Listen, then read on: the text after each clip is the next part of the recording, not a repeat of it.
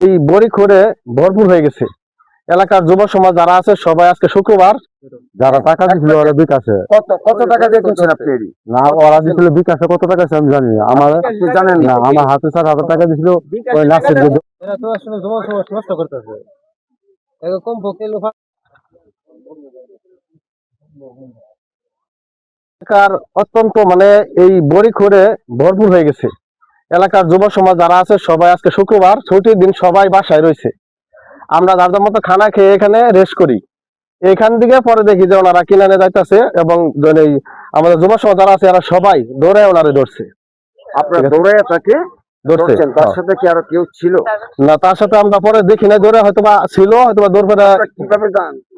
মেরে বড় প্রবলেম।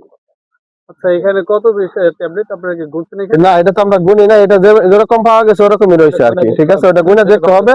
যেহেতু পুলিশ বাইরে আসছে ওনারা গুনা দেখো কত পিস আছে।